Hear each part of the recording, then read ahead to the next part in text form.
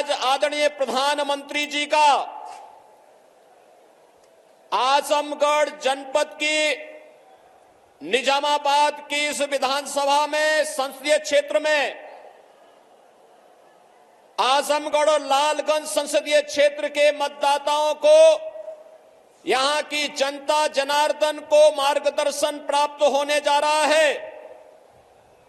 इस अवसर पर नए भारत के शिल्पी, भारत के सांस्कृतिक नवजागरण के पुरोधा, गरीबों के मसीहा, 10 वर्ष के अंदर जिन्होंने भारत के कायाकल्प को करके दुनिया के अंदर सम्मान बढ़ाया है, ऐसे प्रधानमंत्री मोदी जी का मैं आप सबकी ओर से, प्रदेशवासियों की ओर से हृदय से स्वागत करता हूं, अभिनंदन करता हूं।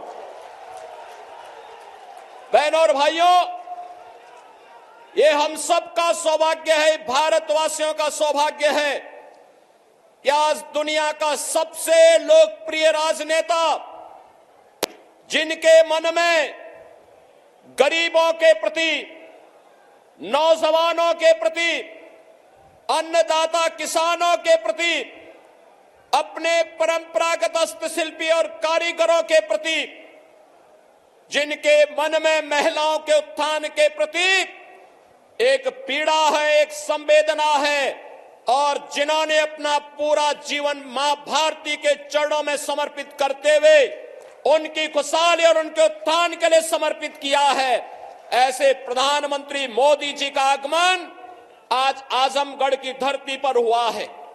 बहनों और भाइयों, आज से 10 वर्ष पहले का भारत पहचान के संकट से और विश्वास के संकट से जूझ रहा था। सुरक्षा का एक खतरा हर एक व्यक्ति के ऊपर मंडरा रहा था।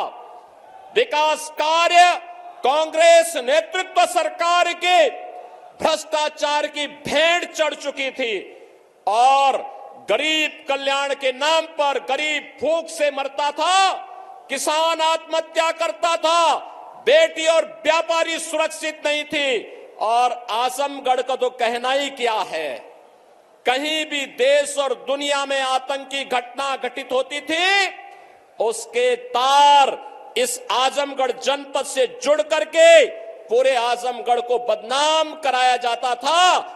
बहनों भाइयों, पिछले 10 वर्ष में आपने बदलते हुए भारत को देखा है। एक नया भारत का दर्शन कर रहे हैं। दुनिया के अंदर सम्मान बढ़ा है, सीमाएं सुरक्षित हुई हैं, आतंकवाद और नक्सलवाद पर प्रभावी अंकुश लगा है। और यही नहीं, अब आजमगढ़ में आदरणीय प्रधानमंत्री जी ने महाराज सुहेलदेव के नाम पर एक विश्वविद्यालय दे दिया है, आजमगढ़ को पूर्वांचल एक्सप्रेसवे दे दिया है। और अभी 2 महीने पहले ही प्रधानमंत्री जी आजमगढ़ आए थे, आजमगढ़ वासियों को एयरपोर्ट की सौगात भी दे गए हैं। आजमगढ़ को पहले जिन लोगों ने परिवार की बपौती बनाया था, वे लोग आज बेनकाब हुए हैं। आज आजमगढ़ चाहे वाराणसी से हो, चाहे गोरखपुर से हो, चाहे अयोध्या से हो, चाहे प्रयागराज से हो, 4 लेन की बेहतरीन कनेक्टिविटी के साथ जुड़ करके नए भारत के, नए उत्तर प्रदेश का नया आजमगढ़ बन चुका है। और इसलिए बहनों और भाइयों, अब आपको देश और दुनिया में जाने में संकट नहीं होता है। पहले होटल की बात तो दूर, धर्मशाला में भी रूम नहीं मिलता था। आजमगढ़ के नाम पे लोग चौंकते थे। आज बहनों और भाइयों, सुरक्षा का बेहतर वातावरण, सम्मान नए आसमान को छू रहा है। ओडीओपी के माध्यम से आदरणीय प्रधानमंत्री जी के मार्गदर्शन में जो नई पहचान मिली है, इस पहचान को तो आगे बढ़ाने का काम हुआ ही है। साथ साथ अब तो पूरे देश के अंदर अब तक 4 चरणों के चुनाव हुए हैं, 3 चरण बाकी है। 4 जून का इंतजार के बगैर पूरे देश के अंदर आवाज आ रही है कि फिर एक बार और अब की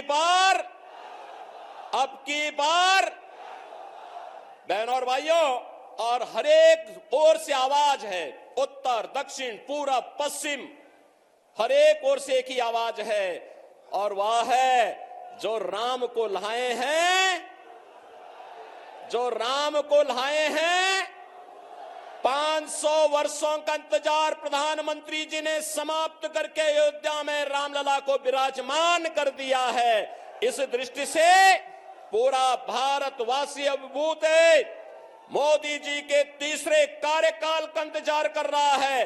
और इस दृष्टि से एक बार जब यहां पर प्रधानमंत्री जी का आगमन हुआ है, बहनों और भाइयों, आजमगढ़ में आपने उपचुनाव में दिनेश लाल यादव निरुआ को चुनाव जिता करके भेजा था, और आज तो लालगंज में श्रीमती संगीता आजाद भी और श्रीमती नीलम सोनकर भी मिलकर के भारतीय जनता पार्टी के कमल को खिलाने के लिए आप सबके सहयोग से आगे बढ़ चुकी हैं।